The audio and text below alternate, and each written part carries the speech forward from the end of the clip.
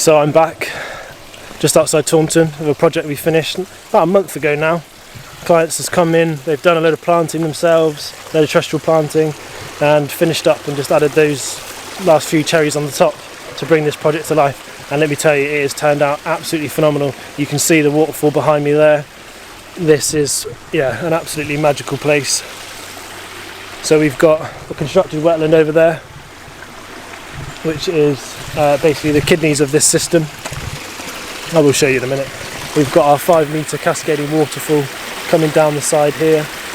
We've got an 8 by overall 7 into there, about 4.5 to here, pond. We've got our boggy beach area with a huge assortment of different plants, from carnivorous sarracenias to different types of star grass and irises and lilies and typhon minima. We've got this really fun stumping down on this front here, just adding a really another element into this space down here. We've got our intake bay. This is where all the pumps are drawing all the water to. Our pumps are sat in here, and this log is actually causing surface tension, so any debris that does land on the surface does get drawn into this one area to be removed. And we do have then circulation jets strategically placed throughout, so all the water's pushed this way across and into this area. We've got 2 pumps on this, one feeding our wetland and jets, and the other feeding our cascading waterfall over there to my right hand side. So our bridgestone. If I go up this side here, as I said, the client's come in and done some loads of lovely little bits of planting, some thyme and things here, and they've got Veronica that will spread and soften up as well. Lilies have started to come up, which is nice, although we are in September now. Like I was saying, that's our sort of our boggy beach area there, where we've got different layers and actually trying to accentuate that riparian area. So that's the area of any wetland or aquatic ecosystem that is the most productive, so the more areas we can have like that, the better. Again, we've just added this really fun stump in there. This is our forest marble patio, which is coming through and then joining onto our bridge, which is just a little bit of an air gap. The client had loads of specimen plants, so we put this magnificent acer that is starting now to just turn in its autumn colours. Oh, Q dragonfly. I don't know if you can see that, but that looks like a southern hawker's just made its appearance. And so as you wrap around here, you've got these funky ornaments the client's brought in as well. I mean, another log to break up this, and there seems to be some form of aquatic predator lurking down the depths down there. So yeah, this is our main pond itself, and up into here we've got our constructed wetland with our aqua blocks, snorkel, our centipede, and everything else from that. So yeah, over here we've got our bridge coming through, and then that leads to our waterfall, which is cascading. I'll walk around there in a sec. And then actually up through here we've got these crushed stone pathways which we came in, and then this is our wildflower meadow. So it's really starting to take on and do really well. We've got yarrows popping up in different flowers, yellow rattle and various things, really starting to look smart.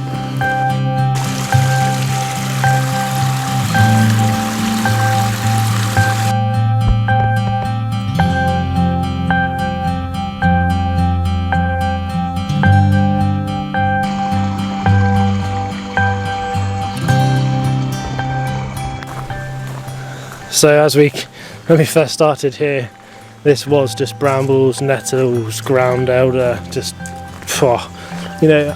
not ideal. We're trying to make a controlled ecosystem that has the best plants for the area, which it will be eventually a glade when these plants start to grow up and fill in the canopy amongst the rest of these. We did have to lose this, unfortunately, because of ash dieback, which seems to be prevalent more and more these days, which is quite sad. But as we said, we've planted loads of different other trees to actually help add more biodiversity, shade and things. And looking back down there, you would not believe what this was like before. I'm sure we'll cut in some shots of what it did look like. We have come in and done loads of landscape and lighting as well, just to add that sort of fairy type of theme dotted around, and just adding a little bit of ambience, which is lovely. This is quite a marvellous silver birch. I'm sure it's going to be home to many nesting birds eventually, and they're obviously going to be able to feed on all of the different insects and things that are making their home in our wildflower. So it's really starting to come together well now. It's only been, no, it's not been long at all, and all the plants are starting to take on. And you know, I'll definitely try and come back this time next year, or before sort of spring, summertime, and see how it's all really faring. But look at that. So this is quite an exciting moment. So in this little pouch here, we've got millions, or probably billions actually, of beneficial bacteria and different enzymes that help them seed the pond. So what we want to do is basically get this into the pond, and then all the bacteria in here, beneficial bacteria, will start to then colonise all the rockwork and everything else, and the wood and the plants and things, and they're then responsible for breaking down all the different nitrogens, all the different other plant matter and things in the pond, and keeping the ecosystem going. So I give that one to you. You just chuck that one into the pond, and then you've given essentially birth to the new ecosystem. So just throw it in. It will dissolve. Oh, right, here we go. Pop it in here, and it will just float away. That will then start to break down after a little bit, and that's bringing the ecosystem to life. Oh, right. So, wow. There you go.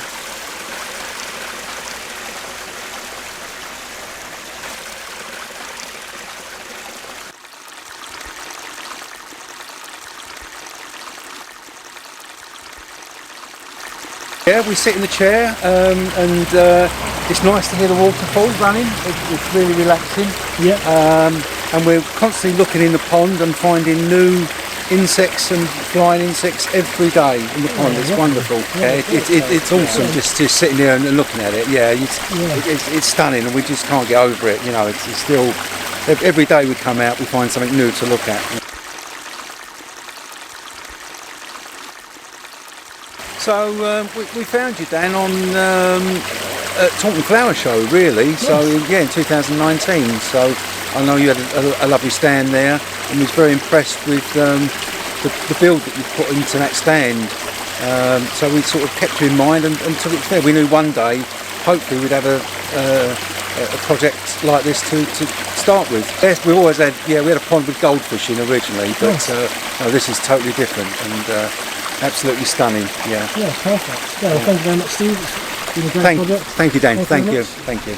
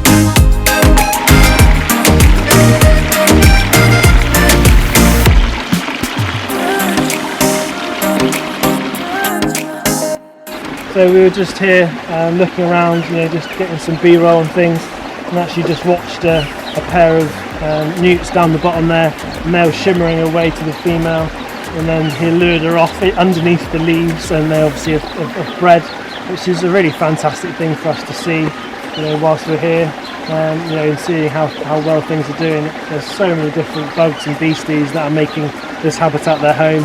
It's a really nice sort of wholesome feeling for us to come back and see that, you know, doing what it should be doing. We've really tried to make some really characterful sinuosity and different coves and areas where we can have lots of different types of planting and things.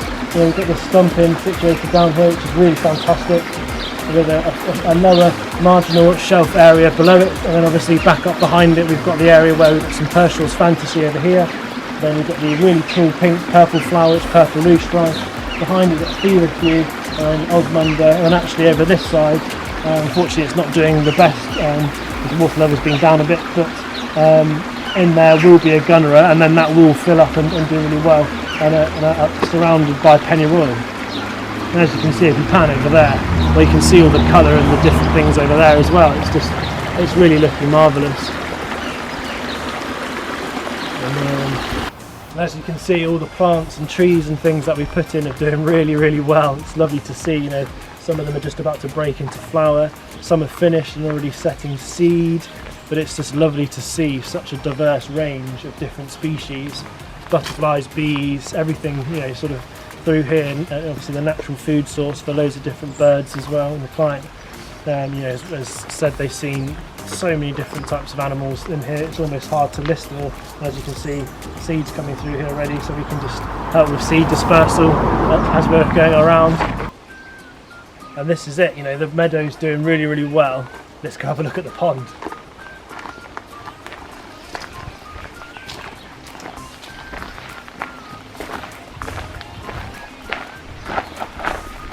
Sunshine, beautiful,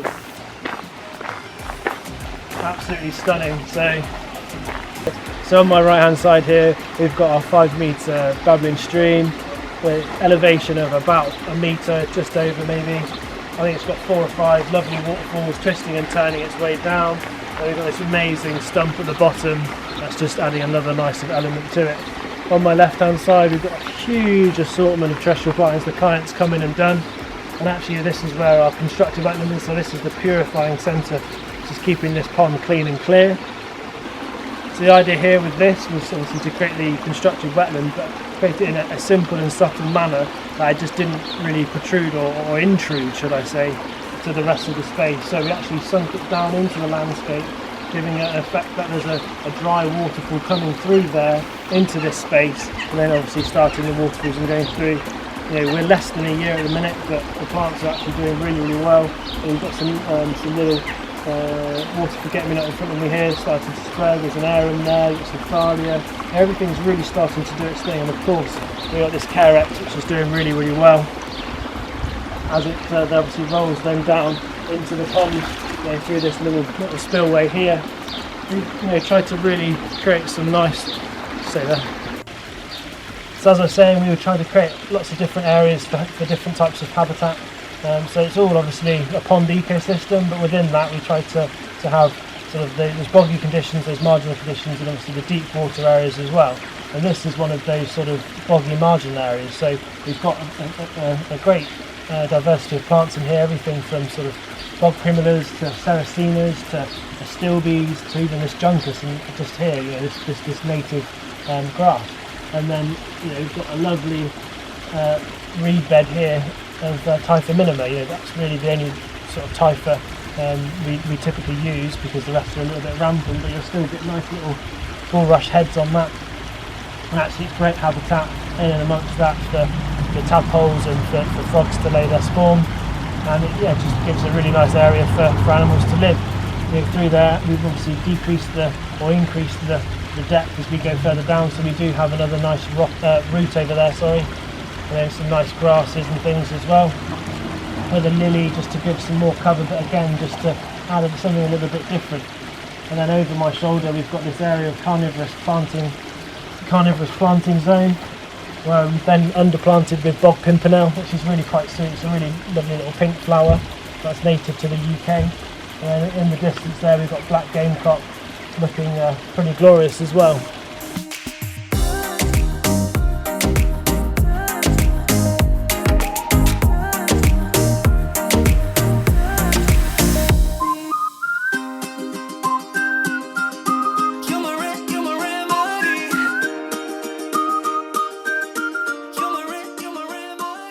I was very impressed with Dan, because some of these rocks are huge, and you just look at them outside and you wonder how on earth is he going to, you know, fit all this in. But it's fantastic. I've got to say as well, the way Dan's placed the rocks and that, it was fascinating watching him build some parts of it, you know, and the time he took to actually, and once it's all come together you can see, you know, it's worthwhile, you know, his time spent, you know, actually. So it's worth the investment. Absolutely, yeah. No, we get a lot of pleasure out of this, yeah.